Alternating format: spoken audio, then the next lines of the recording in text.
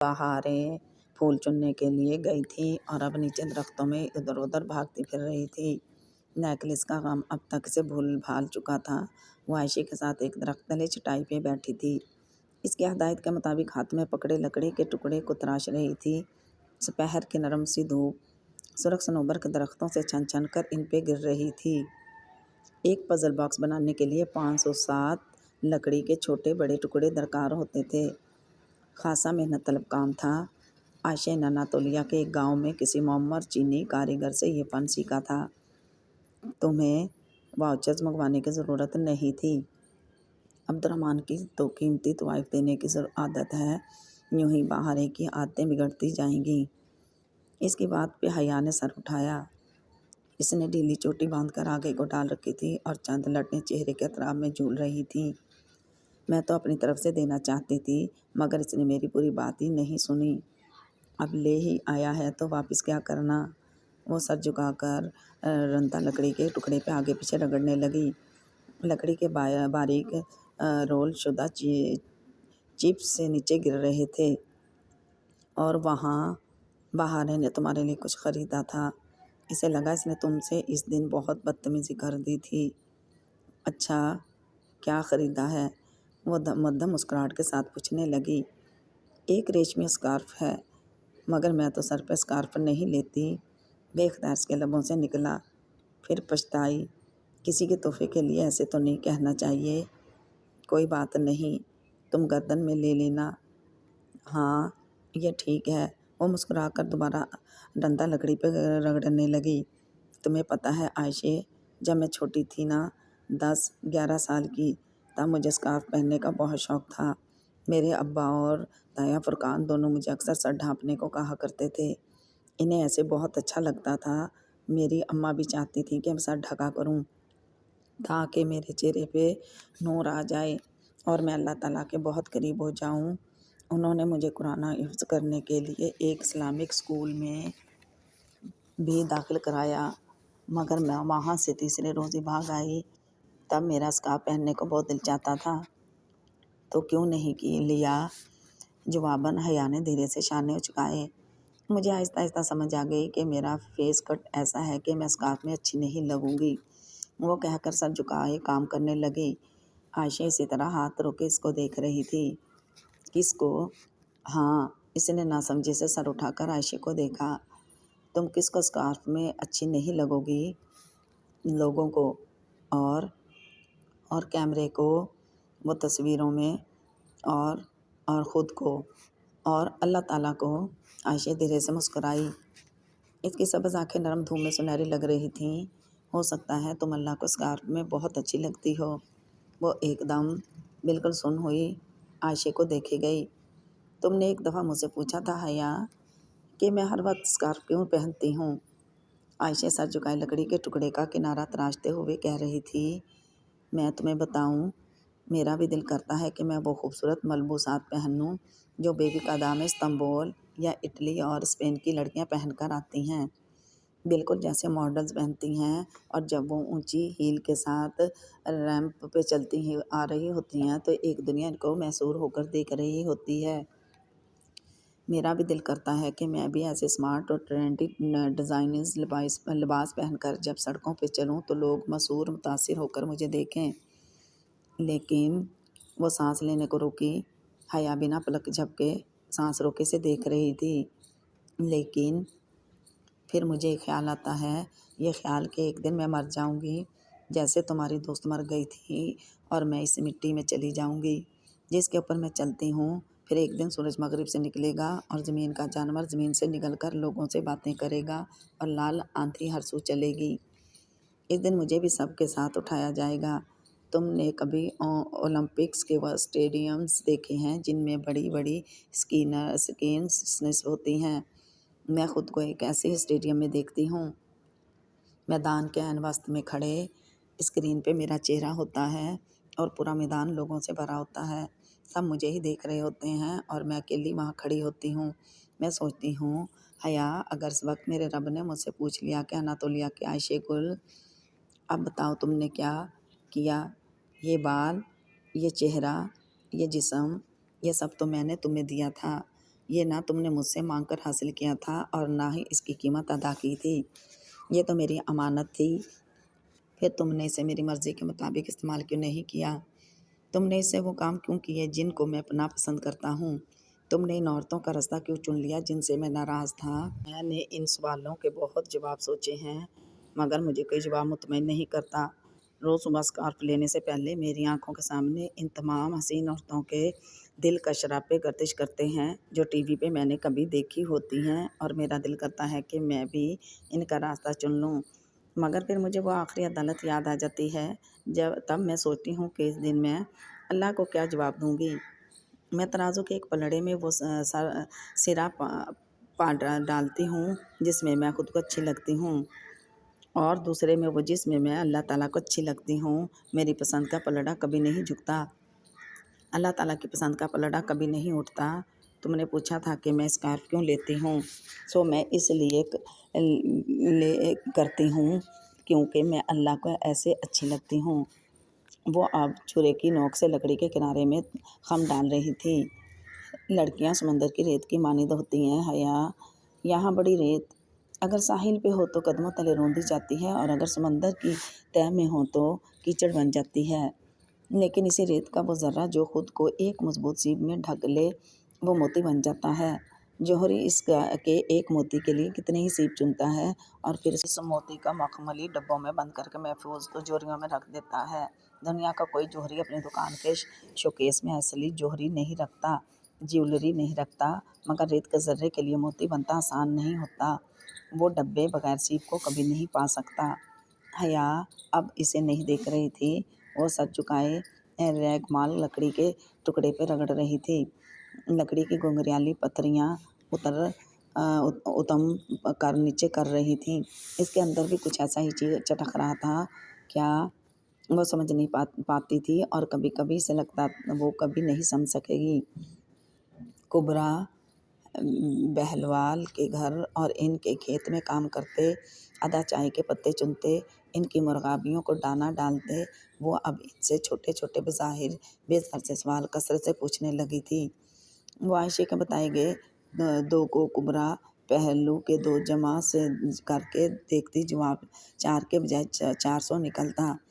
اب اسے پھر سے عبدالرحمن پاشا کے فون کا انتظار تھا، کب وہ فون کرے اور وہ اپنے پتے پھینکے۔ کھیل پاشا نے شروع کیا تھا، اسے ختم اب وہ کرے گی۔ چند ہی روز میں اسے یہ موقع مل گیا۔ فون کی گھنٹی بجی تو اسے نے کارڈلیس اٹھا لیا اور اوپر اسٹڈی میں آ گئی۔ ہیلو، اس نے بظاہر سادگی سے کہا۔ دوسری جانب چند لمحوں کی خاموشی چھائی رہی، پھر اس کی بھاری کھردری آواز سنائی دی، حیا بی بی کیسی ہیں آپ؟ میں ٹھیک ہوں، آپ سنائیے؟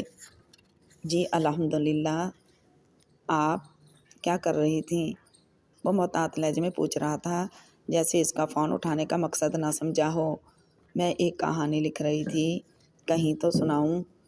اب کی بار دوسری جانب متذبذب خاموشی چھائی رہی، پھر وہ گہری سانس لے کر بولا، جی سنا دیجیے۔ 3 سال پہلے کی بات ہے، انڈیا کا ایک عام سا اسمگلر اپنی ماں اور بھائی کے پاس بے وقدا آتا ہے۔ اس کا بھائی ادا میں ایک بہت کامیاب ہوٹل چلا رہا ہوتا ہے۔ واردات بھائی اس کے ساتھ ہوٹل کے کاموں میں دلچسپی لینا شروع کر دیتا ہے۔ بظاہر اسے اپنے بھائی کا بہت خیال ہے، مگر آہستہ آہستہ وہ ہوٹل پہ قبضہ کرنے لگتا ہے۔ وہ اپنے بھائی کے تعلقات استعمال کر کے اپنے تعلقات وسیع کرتا ہے، مافیا کے ساتھ روابط بڑھاتا ہے، اور تو اور اس کی ایک عالمی دہشت گرد تنظیم سے بھی روابط ہے۔ پھر آج سے ٹھیک 2 سال پہلے وہ اپنے بھائی کو کچھ یوں ہراساں کرتا ہے کہ ایک روز بیچارہ بھائی چپ چاپ ہوٹل چھوڑ کر چلا جاتا ہے۔ لوگوں یہ بتایا جاتا ہے کہ وہ یونان میں ہے، مگر وہ در حقیقت کہاں ہے یہ اس بڑے بھائی سے بہتر کوئی نہیں جانتا، اور اسے باز پرس کرنے والا کوئی ہے بھی نہیں سوائے ایک بوڑھی عورت اور 2 معصوم لڑکیوں کے۔ یوں وہ عام اسمگلر استنبول کے رسوخ ترین افراد میں شامل ہو جاتا ہے۔ اب بتائیے کیسی لگی کہانی؟ کہتے تو پبلشنگ کے لیے دے دوں؟ اس نے بہت معصومیت سے پوچھا تھا۔ میں اس ساری بکواس سے کیا مطلب لوں؟ یہی کہ میرے بارے میں ذرا احتیاط سے کام لیجیے گا، ورنہ پیر کے نیچے دباؤ تو چونٹی بھی کاٹ لیتی ہے۔ بہت احسان فراموش لڑکی ہو، تمہیں بھول گیا ہے کہ اس رات تمہیں اس بحری جہاز سے نیم مردہ حالت میں کون ادھر لایا تھا؟ لمحے بھر کو وہ بالکل چپ رہ گئی تھی۔ میں پرسوں بیوی واپس آ رہا ہوں، تم نے جب تک ادھر رہنا ہے تم رہو، میں ادھر نہیں آؤں گا اور نہ ہی تمہارے راستے میں آؤں گا، سو تم بھی میرے راستے میں آنے کی کوشش مت کرنا۔ دھمکی آمیز لہجہ اس بات کا خمار تھا کہ اس نے وہیں ہاتھ رکھا ہے جہاں سب سے زیادہ درد ہوتا تھا۔ میں نے کیا کرنا ہے اور کیا نہیں، اس کا فیصلہ ابھی نہیں کیا میں نے، اس نے محظوظ سے انداز میں کہہ کر فون رکھ دیا۔ میجر احمد کا شکریہ جس نے اسے ایک دوسرے نہج پہ سوچنا سکھایا تھا۔ اور کیا قربان کر سکتی ہو تم اپنا فاصلہ گھنٹا لینے کے لیے؟ رات سونے سے قبل یہ آخری بات تھی جو عائشہ نے اس سے پوچھی تھی۔ اس نے نیند میں ڈوبی آنکھیں کھول کر سوالیہ نگاہوں سے عائشہ کو دیکھا، بولی کچھ نہیں۔ میں بتاؤں، تم اپنی نیند قربان کرنا سیکھ لو، وہ کہہ کر لیٹ گئی تو حیا نے بجھل ہوتی آنکھوں بند کر لیں۔ صبح فجر کے اذان کے ساتھ ہی بہار اس کا کندھا جھنجھوڑ کر اسے اٹھا رہی تھی۔ اٹھ جاؤ، عائشہ نے کہا ہے آج سے تم بھی ہمارے ساتھ قرآن پڑھنے جاؤ گی۔ میں اس نے کسل مندی سے آنکھیں ذرا کھولیں، مجھے نیند آ رہی ہے۔ نہیں، اب تو تمہیں بھی جانا پڑے گا، یہ ٹارچر تم بھی سہو نا، میں اکیلے کو برداشت کروں، اب اٹھ جاؤ۔ دم کنی لومڑی دوسری کی دم پھندے میں پھنسنے کی دیکھ کر بہت خوش اچھلتی کودتی تیار ہو رہی تھی۔ حیا بروقت تمام کمبل پھینک کر اٹھی۔ اسے اور ڈی جے کو سب خیزے کی عادت تو تھی، مگر ان کی صبح فجر قضا ہونے کے بعد ہوتی تھی اور پھر بھاگم بھاگ کیمپس کی تیاری۔ اس نے اپنا لیمو کے رنگ کا زرد فراک پہنا جو ایک دفعہ جہان کے گھر پہن کر گئی تھی، اور گیلے بال کھلے چھوڑ کر سنگار میز کے سامنے آ کھڑی ہوئی تھی۔ ابھی اس نے پرفیوم کی شیشی اٹھائی ہی تھی، بہار حکم میں زور سے چیخی، یہ کیا کر رہی ہو؟ کیا؟ وہ اس کے اچانک چلانے پہ ڈر کر پلٹی۔ تم باہر جانے سے پہلے پرفیوم لگا رہی ہو؟ بہار نے بے یقینی سے پوری آنکھیں کھول کر اسے دیکھا۔ آہ ہاں، کیا ہوا؟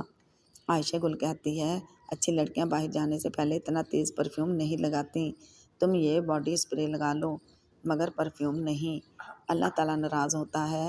وہ بہت خفگی سے ڈانٹتی حیا کے ساتھ آ کھڑی ہوئی اور پھر ایڑیاں اونچی اٹھا کر خود کو آئینے میں دیکھتی سر پہ اسکارف لپیٹنے لگی۔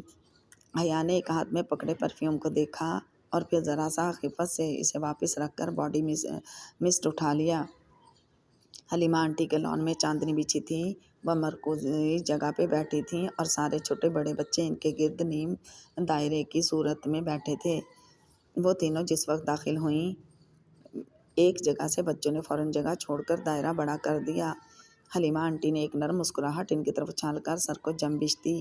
وہ تینوں ساتھ ساتھ بیٹھ گئیں۔ میں پناہ مانگتا ہوں اللہ تعالیٰ کے دھتکارے ہوئے شیطان سے، اللہ کے نام کے ساتھ جو بہت مہربان اور بار بار رحم کرنے والا ہے۔ کرت کرنے والا بچہ سنہرے بالوں والا ترک تھا جس نے سر پہ جعلی دار ٹوپی لے رکھی تھی، باقی بچے خاموش تھے۔ وہ اپنی باریک مدھر آواز میں پڑھ رہا تھا، آپ ایمان لانے والی عورتوں سے کہہ دیں کہ وہ اپنی نگاہیں جھکا کر رکھا کریں اور اپنے قابل ستر اعضاء کی حفاظت کیا کریں۔ وہ جو جماہی روکتی ادھر ادھر دیکھ رہی تھی ایک دم گڑبڑا کر سیدھی ہو بیٹھی، اور وہ اپنی زینت ظاہر نہ کیا کریں سو اس کے جو خود ظاہر ہو جائے۔ کم سن بچے کی آواز نے سارے ماحول کو اپنی لپیٹ میں لے رکھا تھا، ہر سو ایک سحر طاری ہو رہا تھا۔ حیا نے بے اختیار سر پہ اوڑھے دوپٹے سے کان ڈھکے جن میں سے اس نے موتی والی بالیاں پہن رکھی تھیں، وہی موتی جو جہان کے سیب سے نکلے تھے۔ بہارے نے اسے ایک موتی دونوں بالیوں میں پرو دیا تھا، تیسرا موتی حیا نے سنبھال رکھا تھا، اور انہیں چاہیے کہ اپنی اوڑھنیاں اپنے گریبانوں پہ ڈالے رکھا کریں۔ کسی معمول کی اسی کیفیت میں اس نے گردن جھکا کر دیکھا، اس کا شفون کا دوپٹہ سر پہ تو تھا مگر گردن پہ اس نے مفلر کی طرح لپیٹ رکھا تھا۔ قدرے خفت سے اس نے دوپٹہ کھول کر شانوں پہ ٹھیک سے پھیلا کر لپیٹا۔ اس وقت سوائے حکم ماننے کے سے کوئی چارہ نظر نہیں آیا تھا۔ یہ عائشہ گل کی باتیں نہیں تھیں جن پہ الجھ کر ان کو ذہن سے جھٹکا جا سکتا تھا، یہ حکم بہت اوپر آسمانوں سے آیا تھا، وہاں سے جہاں انکار نہیں سنا جاتا تھا، جہاں صرف سر جھکایا جاتا تھا۔ ترک بچہ اپنا سبق ختم کر چکا تھا۔ حلیمہ آنٹی نے بہارے کو اشارہ کیا۔ وہ اپنا قرآن سامنے کیے تعوذ پڑھ کر اپنا سبق پڑھنے لگی۔ اللہ نور ہے آسمانوں کا اور زمین کا۔ اس کے نور کی مثال ایک طاق کی طرح ہے جس میں چراغ ہے۔ چراغ فانوس میں ہے۔ فانوس گویا ایک چمکتا ہوا تارا ہے۔ وہ ایک بابرکت زیتون کے درخت سے روشن کیا جاتا ہے۔ نہ مشرق ہے اور نہ مغرب، قریب ہے کہ اس کا تیل روشن ہو جائے، اور اگرچہ اسے آگ بھی نہ چھوئی ہو۔ نور ہے اوپر نور کے۔ اللہ اپنے نور کی طرف راستہ دکھاتا ہے جسے وہ چاہتا ہے۔ لان میں ایک دم بہت سی روشنی اتر آئی تھی، جیسے چمکتا چاند پورے افق پہ چھا گیا ہو، جیسے سونے کے پتنگے ہر سو آہستہ آہستہ نیچے گر رہے ہوں، جیسے نیلا آسمان سنہری قندیلوں سے جگمگا اٹھا ہو۔ وہ اس طلسم میں گھری سحر زدہ سی ہوئی سنے جا رہی تھی۔ بہاریں پڑ رہی تھی، اور وہ لوگ جنہوں نے انکار کیا، ان کے اعمال ایک چٹیل میدان میں سراب کی مانند ہیں۔ پیاسا اس کو پانی سمجھتا ہے، حتیٰ کہ جب وہ اس کے قریب آتا ہے تو اس کو کچھ بھی نہیں پاتا، اور وہاں اللہ کو پاتا ہے۔ پھر اللہ اس کو اس کا پورا حساب دیتا ہے، اور اللہ جلد حساب لینے والا ہے۔ نیلا آسمان ان دیکھی مشلوں سے روشن تھا۔ چاندی کی مشلیں وہاں روشن نہیں تھیں، مگر وہاں روشنی تھی، نور تھا اوپر نور کے، یا ان کی مثال سمندر کے گہرے اندھیروں کی مانند ہے۔ پھر اسے ایک لہر ڈھانپ لیتی ہے، اس کے اوپر ایک اور لہر، اس کے اوپر بادل، ان میں سے بعض کے اوپر بعض اندھیرے ہیں۔ اتنا اندھیرا ہے کہ جب وہ شخص اپنا ہاتھ نکالتا ہے تو اسے بھی نہیں دیکھ پاتا، اور جس کا نہیں بنایا اللہ نے کوئی نور، تو نہیں ہے اس کے لیے کوئی نور۔ بہاریں اپنا سبق ختم کر چکی تھی۔ دور مرمرا کی لہریں کناروں پہ سر پٹک پٹک کر پلٹ رہی تھیں۔ واپس اپنے اندھیروں میں کلاس کا وقت ختم ہوا تو سحر ٹوٹا، قندیلیں غائب ہو گئیں، صبح کی روشنی میں آسمان کے چراغ چھپ گئے۔ بچے اٹھ اٹھ کر جانے لگے۔ حلیمہ آنٹی ان کی طرف ہی آ رہی تھیں، مگر وہ اپنی جگہ سن سی بیٹھی، کہیں بہت اندر گم تھی اپنی ذات کے اندھیروں میں۔ اندھیری لہر کے اوپر ایک اور لہر، اور اس کے اوپر غم کے بادل، اتنا اندھیرا کہ مشکلوں کا سرا سمجھائی نہ دیتا تھا، اور جس کا نہیں بنایا اللہ نے کوئی نور، تو نہیں ہے اس کے لیے کوئی نور۔ وہ بالکل چپ سی اپنی جگہ پہ اسی طرح بیٹھی تھی۔ ہوٹل گرینڈ ڈیوکادا کے ایک نسبتاً ویران ساحل کے قریب واقع تھا۔ جزیرے کے بازار کے رش اور سیاحوں کے شور ہنگامے سے دور وہ ایک بہت پرسکون سی جگہ تھی۔ ہوٹل کی بلند و بالا عمارت کی کھڑکیوں سے مرمرا کا سمندر بالکل سامنے دکھائی دیتا تھا۔ وہ ادا کا سب سے بڑا، سب سے مہنگا ہوٹل تھا۔ دیمت فردوس پچھلے 3.5 سال سے ہوٹل کے مالک کے پرسنل سیکرٹری تھے۔ اس کا عہدہ 3.5 برس میں وہی رہا تھا، البتہ اس کا باس ایک دفعہ ضرور بدلا تھا، جب وہ تازہ ازمیر، ترکی کا ایک شہر، چھوڑ کر استنبول آئی تھی، اور کئی جگہ نوکری کے لیے دھکے کھانے کے بعد اسے استنبول سے دور اس جزیرے پہ یہ جاب ملی تھی۔ تب دیمت کا باس عبد الرحمن پاشا نہیں تھا۔ اس وقت وہ اس کے چھوٹے بھائی کی سیکرٹری تھی، مگر ان پچھلے 3 برسوں میں بہت کچھ بدلا تھا۔ اس نرم صبح میں اب ڈیسک کی کرسی سنبھالتے، پرس اتار کر میز پہ رکھتے ہوئے بھی وہ یہی سوچ رہی تھی کہ ہوٹل گرینڈ اب بہت بدل گیا تھا۔ اس کا پچھلا باس بہت خوش خلق اور سادہ لوح آدمی تھا، ایسا آدمی جس میں کوئی بناوٹ نہیں ہوتی۔ وہ ہوٹل کا مالک ہونے کے باوجود اکثر نیچے ریسٹورنٹ کے کچن میں کام کرتا پایا جاتا تھا۔ اس کی عام سی حلیے کو دیکھ کر کوئی کہہ نہیں سکتا تھا کہ یہ شخص ڈیوکادا کے رئیسوں میں سے ہے۔ پھر وقت بدلتا گیا۔ دیمت عبد الرحمن پاشا کو پہلے کبھی کبھار اور پھر اکثر ہوٹل میں اپنے بھائی کے ساتھ آتے دیکھتی رہی، یہاں تک کہ آہستہ آہستہ ہوٹل کا کنٹرول اور وہ آفس عبد الرحمن پاشا کی دسترس میں چلا گیا۔ عبد الرحمن پاشا نے کیسے سب کچھ اپنے قابو میں کیا کہ کوئی چوں بھی نہ کر سکا، اور اس کا بھائی کہاں چلا گیا وہ کبھی نہیں جان سکی تھی۔ وہ اس کی سیکرٹری ہو کر بھی اپنے اور اس کے درمیان موجود فاصلے کو نہیں پاٹ سکی تھی۔ اسے عبد الرحمن پاشا کے سوائے چھوٹے موٹے دفتری کاموں کے علاوہ کچھ بھی کرنے کو نہیں دیا جاتا تھا۔ کبھی کبھی دیمت کو شک گزرتا کہ ARP نے اپنی کوئی اور سیکرٹری رکھی ہوئی ہوگی جو اس کے معاملات سے باخبر ہوگی، ورنہ اس کے پاور آفس میں کیا ہوتا ہے وہ اس سے قطعاً بے خبر تھی۔ یہ الگ بات ہے کہ پچھلے چند ماہ میں اس نے محسوس کرنا شروع کر دیا تھا کہ ہوٹل گرینڈ میں کچھ اور بھی ہو رہا ہے، کچھ ایسا جو غلط تھا، کچھ ایسا جو ایک ذمہ دار شہری ہونے کے ناطے سے کبھی ہونے نہیں دینا چاہیے تھا۔ مگر کیا وہ سمجھنے سے قاصر تھی اور کھوج لگانے کی ہمت اس میں نہیں تھی۔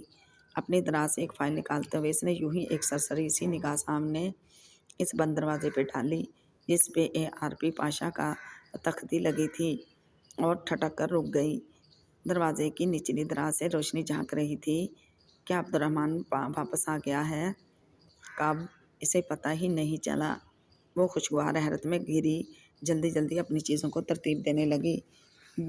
دنیا چاہے جو بھی کہے، وہ عبدالرحمن پاشا کی سب سے بڑی پرستار تھی۔ اس نے زندگی میں کبھی اتنا سحر انگیز اور شاندار آدمی نہیں دیکھا تھا۔ بات ہینڈسم ہونے یا نہ ہونے کی نہیں تھی، بات اس وقار اور مقناطیسیت کی تھی جو اس آدمی کی شخصیت کا خاصہ تھی۔ اسی لمحے انٹر کام کی گھنٹی بجی۔ اس نے جلدی سے فون اٹھایا۔ یس سر، دیمت برنگ می اے کافی، اپنے بھاری باروب انداز میں کہہ کر اس نے فون رکھ دیا تھا۔ وہ اپنا سارا کام چھوڑ کر نہایت مستعدی سے کام تیاری کرنے لگی۔ اس کا باس 3 ماہ بعد انڈیا سے لوٹا تھا۔ وہ بہت خوش تھی۔ کافی کی ٹرے اٹھائے، اس نے دروازہ ذرا سا بجا کر کھولا۔ عبدالرحمن پاشا کا آفس نہایت شاندار اور اوپر اور پرتاش انداز میں آراستہ کیا گیا تھا۔ اپنی شیشے کی چمکتی سطح والی میز کے پیچھے ریویلنگ چیئر پہ ٹیک لگا کر بیٹھا، وہ کھڑکی سے باہر پرسوچ نگاہوں سے دیکھتے ہوئے سگریٹ لبوں میں دبائے ہوئے تھا۔ ہلکی ہلکی بڑی شو میں وہ پہلے سے زیادہ پروقار لگ رہا تھا۔ دنیا کو اچھا لگے یا برا، دیمت کو اس جیسا کوئی نہیں لگتا تھا۔ اس نے کافی میز پہ رکھی۔ السلام علیکم سر اینڈ ویلکم بیک، وہ مسکرا کر اپنے باس کو خوش آمدید کہہ رہی تھی۔ تھینکس۔ عبدالرحمن نے ایک سرسری نگاہ اس پہ ڈالی اور پھر آگے ہوتے ہوئے سگریٹ انگلیوں میں پکڑ کر اس ٹرے میں جھٹکا۔ وہاں راکھ کے بہت سے ٹکڑوں کے اوپر ایک اور ٹکڑا آن گرا۔ پاشا کے متعلق ایک بات وہ جانتی تھی، وہ اتنی بےتحاشا اسموکنگ شدید پریشانی اور تفکر کے عالم میں کیا کرتا تھا۔ سر، آپ کچھ اور لیں گے؟ وہ مؤدب کھڑی پوچھ رہی تھی۔ میرے کوٹ پہ داغ لگ گیا ہے، اسے صاف کر لاؤ۔ اس نے میز کے دوسری جانب رکھی کرسی کے کندھوں پر ڈلے کوٹ کی جانب اشارہ کیا۔ خود وہ ٹائی کی ناٹ ڈھیلی کیے، گرے شرٹ کے کف کھولے بیٹھا تھا۔ اس کا لباس بھی اس کی شخصیت کی طرح ہوتا تھا، نفیس اور شاندار۔ جی سر، دیمت نے احتیاط سے کوٹ اٹھایا اور باہر نکل گئی۔ تقریباً 15 منٹ بعد جب وہ سیاہی کا ڈبہ صاف کر کے لائی تو پاشا کا آفس سگریٹوں کے دھوئیں سے بھرا تھا۔ اس کی کافی جوں کی توں رکھی تھی، البتہ اس ٹرے میں راکھ کے ٹکڑے بڑھ چکے تھے۔ سر، سب ٹھیک تو ہے نا؟ کیا میں آپ کی کوئی مدد کر سکتی ہوں؟ اس نے صرف پیشہ ورانہ تکلف میں نہیں بلکہ دلی تفکر کے باعث پوچھا۔ اسے معلوم تھا کہ جواباً وہ اسے نو تھینکس کہہ کر واپس جانے کو کہے گا۔ وہ اپنے معاملات کسی سے شیئر نہیں کرتا تھا۔ بیٹھو۔ اس نے کرسی کی طرف اشارہ کیا۔ اس کے ہاتھ میں 2 سونے کی قیمتی انگوٹھیاں تھیں جو ہمیشہ پہنے رکھتا تھا۔ دیمت حیرت چھپاتی بیٹھ گئی۔ دیمت، وہ سگریٹ کے کش لیتے کھڑکی سے باہر ٹھاٹھے مارتے سمندر کو دیکھتے ہوئے بولا تو اس کا لہجہ بے لچک اور سرد تھا۔ کسی غیر ملکی کو ترکی سے واپس بھیجنا ہو تو کیا کیا جائے؟ اتنی سی بات؟ سر، کوئی غیر ملکی اگر ترکی میں رہ رہا ہو تو وہ یقیناً کسی وجہ سے رہ رہا ہوتا ہے۔ اسے جس چیز کی کشش ترکی میں نظر آ رہی ہو، اس چیز کو ختم کر دینا چاہیے، اور اگر وہ کشش کسی انسان کی ہو، مثلاً ہسبینڈ کی، تو تب اس کشش کو ختم کرنا چاہیے۔ اور وہ کیسے؟ عبدالرحمن نے ذرا مسکرا کر اسے محظوظ انداز میں دیکھا۔ سر، کوئی عورت اپنے شوہر کو صرف تب چھوڑتی ہے جب اسے یہ لگتا ہے کہ اس کے شوہر نے اسے دھوکہ دیا ہے۔ شدید بدگمان ہوئے بغیر عورت اپنے شوہر کو کبھی نہیں چھوڑتی۔ تمہارا مطلب ہے کہ کوئی اس عورت کو اس کے شوہر کے خلاف بہکائے؟ او نو، اس نے ناگواری سے ذرا سا سر جھٹکا۔ وہ کیوں کس کی بات پر یقین کرے گی؟ جی سر، وہ کسی دوسرے کی بات پہ یقین نہیں کرے گی، وہ صرف اپنے شوہر کی بات پر یقین کرے گی۔ اور کوئی شوہر اپنے دھوکے یا اپنی بدعمالیوں کی داستان اپنے منہ سے اپنی بیوی کو کیوں سنائے گا؟ میں نے یہ تو نہیں کہا کہ وہ یہ سب اپنی بیوی کو کہے۔ اب کہ دیمت ذرا معنی خیز انداز میں مسکرائی تھی۔ وہ یہ سب کسی اور سے کہے گا، اور اگر ٹائمنگ صحیح رکھی جائے تو اس کی بیوی اس کے علم میں لائے بغیر اس کی باتیں سن لے گی۔ ایک معصوم سا اتفاق۔ بات ختم کر کے دیمت نے ذرا سے شانے اچکائے۔ عبد الرحمن کی آنکھوں میں ایک چمک در آئی۔ اس نے سگریٹ کا ٹکڑا اسٹرے میں پھینکا اور ذرا آگے ہو کر بیٹھا۔ مگر دیمت، کوئی آدمی کسی دوسرے کے بھی سامنے اپنے کسی بد عمل کا ذکر کیوں کرے گا؟ میں نے کہا نا سر، ٹائمنگ صحیح رکھی جائے تو سب ٹھیک رہے گا۔ وہ آدمی اپنے بد عمل کی داستان نہیں سنائے گا۔ وہ عمل کوئی بھی ہو سکتا ہے۔ بعض کام ایسے ہوتے ہیں جو کسی کو ہیرو بنا دیتے ہیں، لیکن اگر سیاق و سباق کے بغیر پیش کیے جائیں تو وہ ہیرو کو ویلن بھی بنا دیتے ہیں۔ عبد الرحمن پاشا کی مسکراہٹ گہری ہوتی چلی گئی۔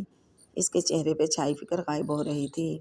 دیمت، جو کام میں پچھلے 5 مہینوں میں نہیں کر سکا وہ تم نے 5 منٹ میں کر دکھایا ہے۔ تھینک یو سو مچ۔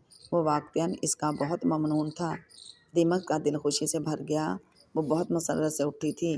گو کہ اندر سے وہ جانتی تھی کہ عبد الرحمن کسی بیوی کو اس کے شوہر سے بدظن کرنے کی کوشش کر رہا ہے، اور وہ یہ بھی جانتی تھی کہ یہ غلط کام تھا۔ مگر عبد الرحمن کا تشکر ہر شے پہ چھانے لگا۔ تمہارا شوہر کیسا ہے؟ ابھی تک وینٹ پہ ہے؟ جی سر، کرسی سے اٹھتے ہوئے اس نے مخمول انداز میں بتایا۔ ایک حادثے کے بعد اس کا شوہر کچھ عرصے سے وینٹیلیٹر پہ تھا، اور یہ پورا ہوٹل گرینڈ جانتا تھا۔ ایڈوانس سیلری چاہیے ہو تو بتا دینا۔ Thank you sir. وہ پورے دل سے مسکرائی۔ عبد الرحمن اسے لالچ دے رہا تھا، یہ اس کے مشورے کا انعام تھا۔ وہ بہت فرت سے واپس جانے کے لیے مڑی تھی۔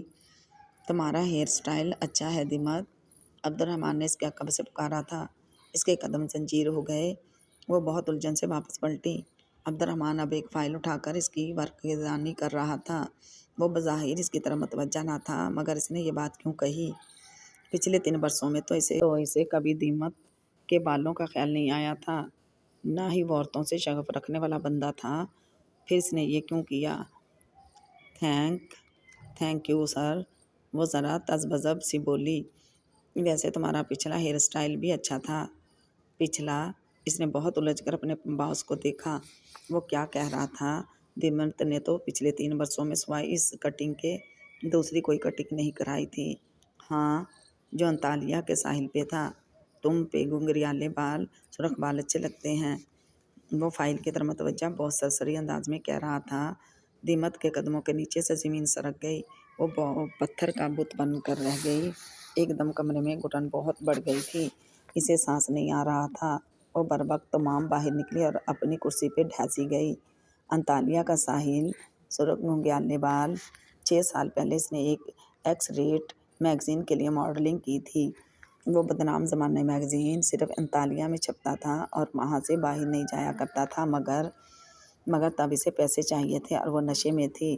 بعد میں وہ شرمندہ تھی۔ اس نے وہ شہر، وہ جگہ، سب کچھ چھوڑ دیا تھا۔ اس کے خاندان، اس کے دوستوں، کبھی اس کو اس میگزین کی ان چند کاپیز کا علم تک نہیں ہوا تھا۔ وہ میگزین تو شاید اب ردی کا ڈھیر بن کر اس دنیا سے غائب ہو گیا ہو، تو عبد الرحمن پاشا کو کیسے پتہ چلا؟ وہ سر دونوں ہاتھوں میں گرائے بیٹھی تھی۔ اس کی بے لچک آواز کی دھمکی وہ سمجھتی تھی۔ اگر اس نے یہ گفتگو کسی کے سامنے دہرائی تو وہ میگزین منظر عام پہ آ جائے گا، اور اس کا گھر، بچے، زندگی سب تباہ ہو جائے گا۔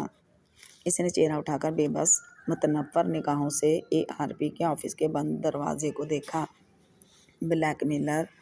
اس کی آنکھوں میں بے اختیار آنسو امڑ آئے تھے۔ اسے آج علم ہوا تھا کہ عبد الرحمن پاشا نے کیسے ہر شے کو اپنے قابو میں کیا تھا۔ بند دروازے کے اس پار وہ کھڑکی کے سامنے کھڑا تھا۔ اس کے ہاتھ میں اس کا قیمتی موبائل تھا، جس میں وہ کوئی نمبر ڈھونڈ رہا تھا۔ ایک نمبر پہ آ کر اس کا ہاتھ تھم گیا۔ وہ نمبر اس نے انگریزی میں برادر ڈیئرس کے نام سے محفوظ کر رکھا تھا۔ اس نمبر پہ رابطہ کرنے کا وقت آ گیا تھا۔ اگر ہر چیز ویسے ہی ہوتی جائے تو جیسے وہ سوچ رہا تھا تو اس نے مسکرا کر اس نمبر کو دیکھا اور پھر اس کے نام پیغام لکھنے لگا۔ میں انڈیا سے واپس بے بقعد آ چکا ہوں، کیا ہم مل سکتے ہیں؟ پیغام جانے کے پورے 1.5 منٹ بعد اسی نمبر سے جواب آیا تھا۔ جہنم میں جاؤ تم، میں تمہاری شکل بھی نہیں دیکھنا چاہتا۔ وہ پیغام پڑھتے ہوئے محفوظ سے انداز میں ہنس پڑا۔ وہ پیغام پڑھتے ہوئے محظوظ سے انداز میں ہنس پڑا، پھر مسکرا کر سر جھٹکتے ہوئے جوابی پیغام لکھنے لگا۔ میں جہنم میں بعد میں جاؤں گا، پہلے تم سے تو مل لوں۔